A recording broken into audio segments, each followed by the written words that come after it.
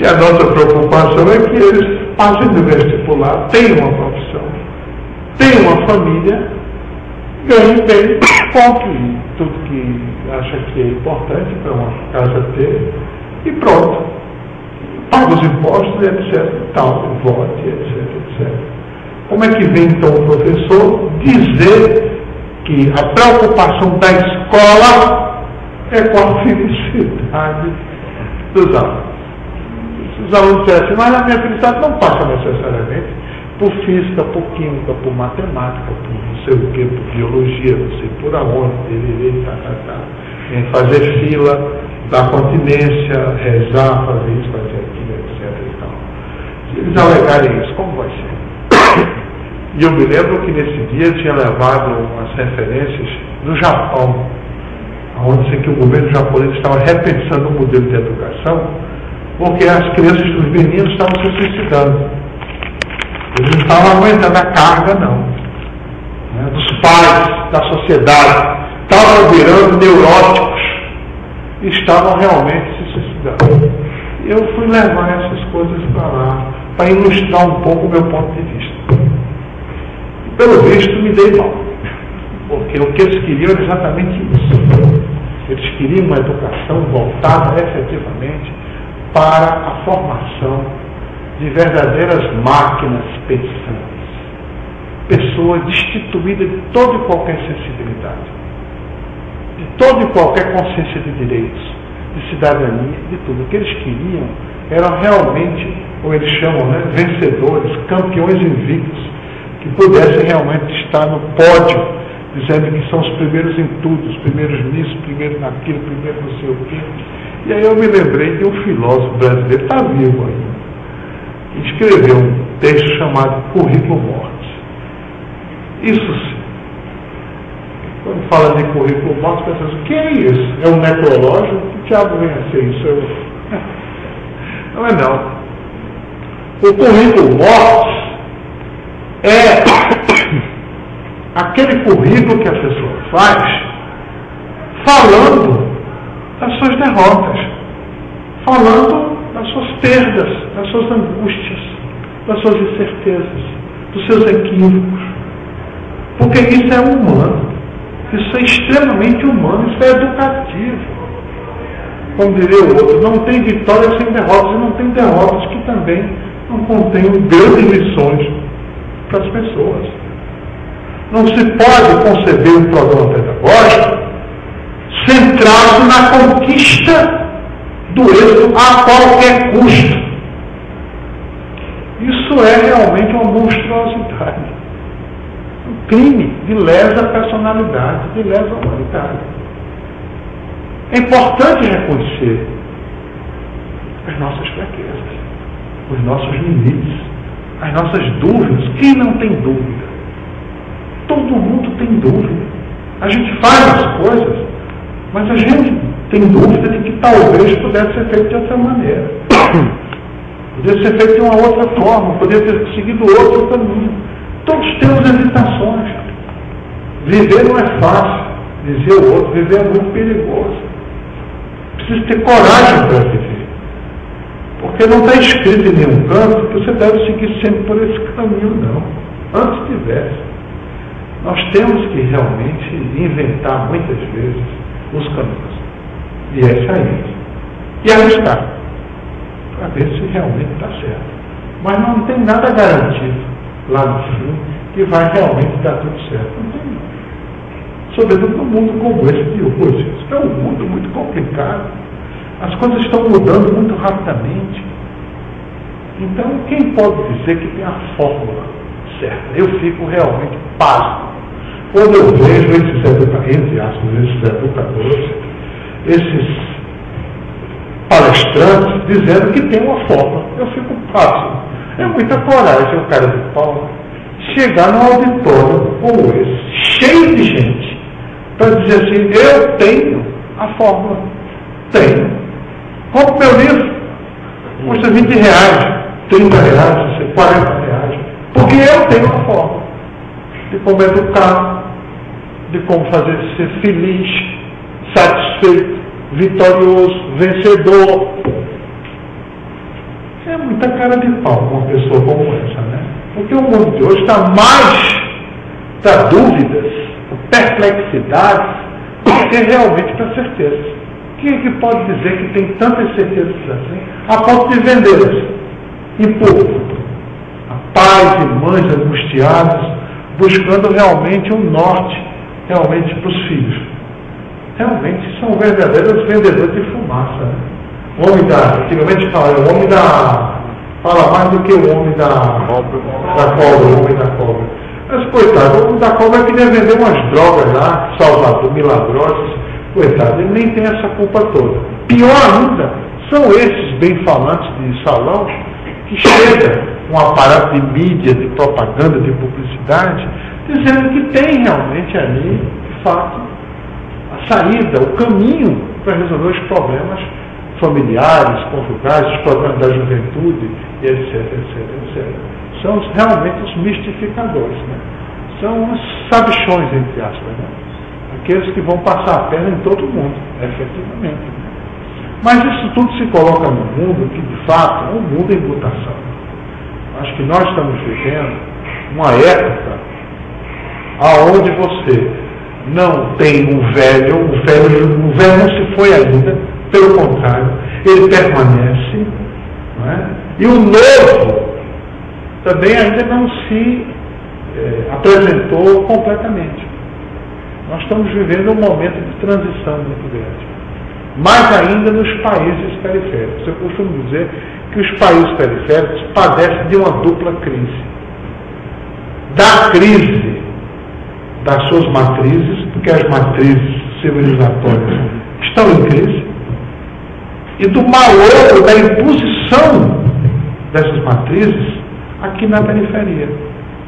Porque se achava que era muito fácil transformar o nosso país numa cópia de um país do primeiro mundo, de uma França, dos Estados Unidos, etc. e tal. E não é verdade. Não é assim. As coisas não são assim. Pelo menos não são assim tão fáceis.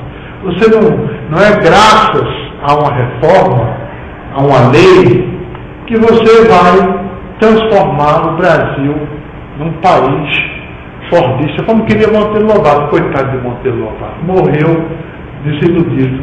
Porque queria que o Brasil fosse igual aos Estados Unidos.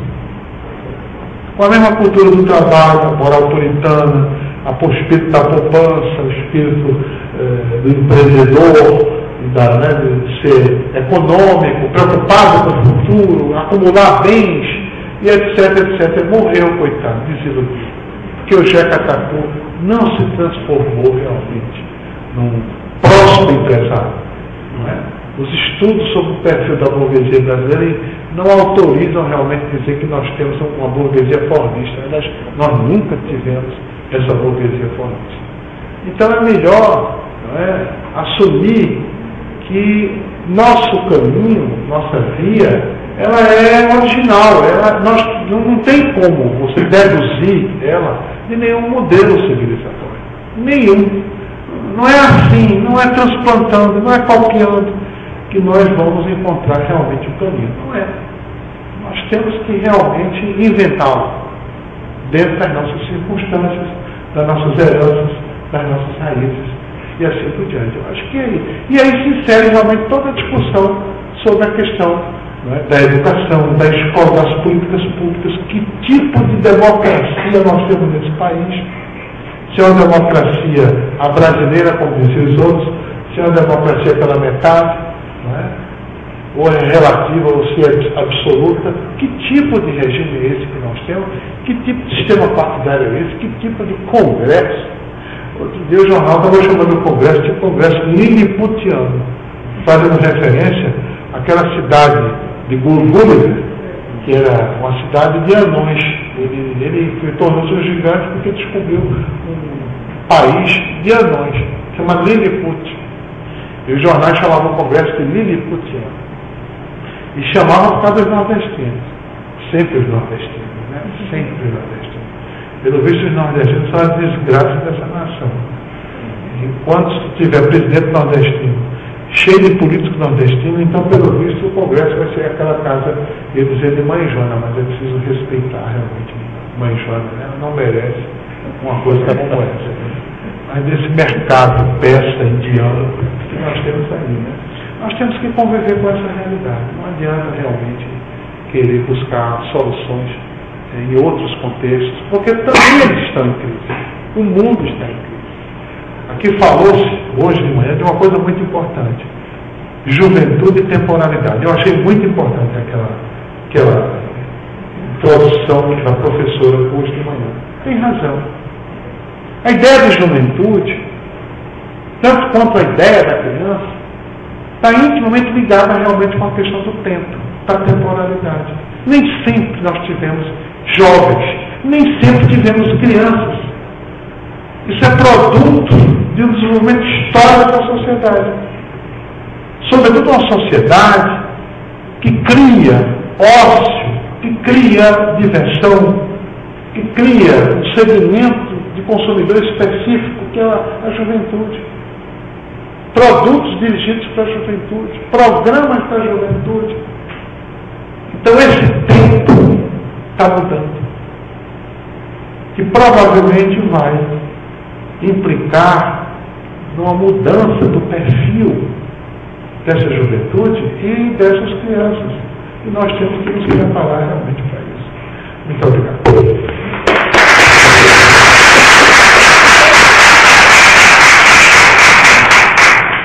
Obrigado, Zaidan. São Paulo realmente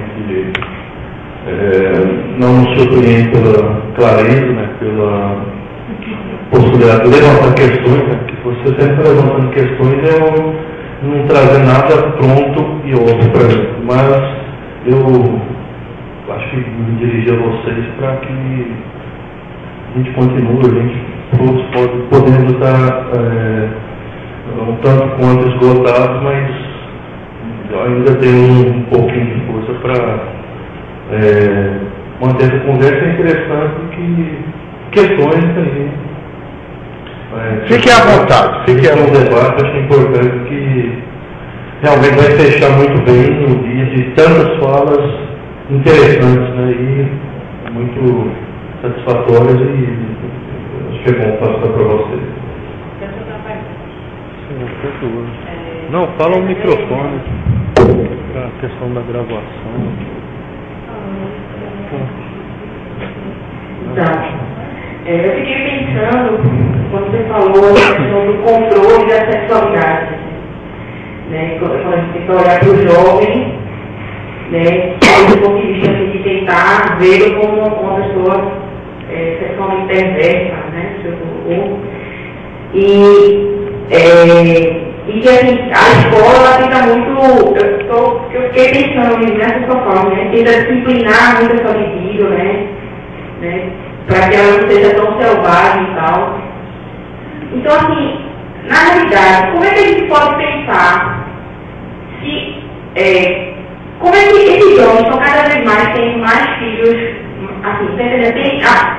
Eu sinto como se fosse um paradoxo, assim, ao mesmo tempo que tenta disciplinar tanto, está tendo cada vez mais, tendo mais filhos, assim. E assim, tipo, e a classe pobre que tem mais filhos, assim. E se é a classe pobre, veja qual foi a raciocínio, se é a classe pobre que tem que ser disciplinada para trabalhar, como é que eles conseguem burlar isso, assim, e transar tanto, assim, e ter tantos filhos? Fiquei pensando nisso, assim, porque é isso que eu preciso. Minha Lídia, quanto mais se reprime, mais o desejo fica forte. Essa daí é uma lição que todo mundo aprendeu, né? As sociedades puritanas são aquelas sociedades onde mais se transgride, porque levam realmente as pessoas a buscar satisfazer seus desejos de qualquer forma. Você não imagina a variedade de crimes sexuais que existe em determinadas sociedades puritanas. Há uns tempos atrás eu era um assíduo telespectador de umas séries que são séries policiais americanas. Eu ficava pasmo diante